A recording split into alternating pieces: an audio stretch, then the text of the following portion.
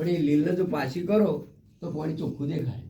એમાં આત્મા છે ને ઢંકાઈ ગયો છે આવરણોથી. બસ એટલે પ્રકાશ એનો હાલતો નથી. ને જ્ઞાની છે એ તો, અને તમામના જોડે સભર જ્ઞાન ભરેલું પડ્યું છે, કોઈ હાલતું નહીં જ્ઞાન. પણ એ ઠીક વસ્તુ છે કે આપણને અહણચૂક થતી હોય તો હોમાંથી આપણે તરત યાદીમાં આવે કોઈ બોલે એટલે. આટલી જ વાત બને, બીજી કોઈ બને ને કોઈ હાલતું નહીં જ્ઞાન.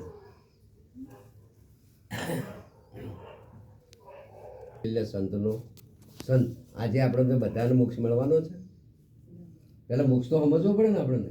કોઈને મોક્ષ મળવાનો, બધાને મોક્ષ મળવાનો નહીં, પણ જે અધૂરું કાર્ય છે ને એ પૂરું કરવા માટે પાછા મનુષ્ય જ મળે, બીજો મળે નહીં. અને આ મનુષ્ય અવતાર જ્યારે મળે ત્યારે અધૂરું કાર્ય જે છે ને એ તમે પૂરું કરશો.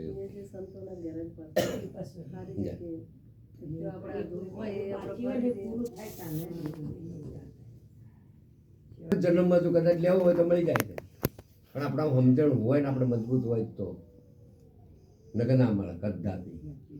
કારણ કે મોક્ષને સમજવો પડે કે મોહનો જેને ક્ષય કરી નાખ્યો છે એનું જ નામ મોક્ષ છે, બીજું કોઈ છે. અને મોહ જો છૂટી ગયો, પટી ગઈ વાત. એ પોતે જ નક્કી કરી કે પછી કે આ ખરેખર મને મોક્ષ છે. પણ મોહનો ક્ષય થતો નથી આપણાથી. એટલે આપણે શું છે, અધૂરું કાર્ય હોય પૂરું કરવા માટે પાછું આવવું પડે. પૂરું થઈ જાય એટલે પછી આગળ ના થાય, મુક્ત થઈ જાય. અને એના પુરાવામાં કદાચ જોજો તો રાજા જનકનો પુરાવો આલેલો છે કે રાજા જનક દેશ હતો વિદેહ, એને દેહને માન્યું નહોતું. રાજા જનકે દેહને માન્યું નહોતું, પણ જગતને સમજાવવા માટે એને એક હાથ માયામાં રાખ્યો હતો અને એક હાથ ધગધગતી સગડી ઉપર રાખ્યો હતો.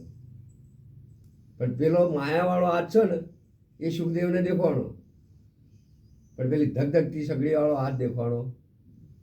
એટલે આપણી જ્યાં સુધી દ્રષ્ટિ નહીં બદલાય ને ત્યાં સુધી કશું કોઈ થવાનું નહીં, કારણ કે દ્રષ્ટિ બદલવાની છે. એટલે તો અહીંયા આગળ છે માણીમાં પણ મહાપુરુષે કીધું છે કે જેવી દ્રષ્ટિ એવી સૃષ્ટિ, ગુરુ વચને હોય વૃત્તિ, આ ત્રીજું લોચન ખુલે રે, સાંભળ્યાની સાથે રે સુરતા તો લહેરો લે. એટલે આપણું ત્રીજું લોચન ખુલવા માટે આપણી સુરતાને સ્થિર રાખવાની જરૂર છે, પણ આપણે રાખી કહેતા નથી. એટલે અહીંયા તકલીફ પડે છે, સમજાય.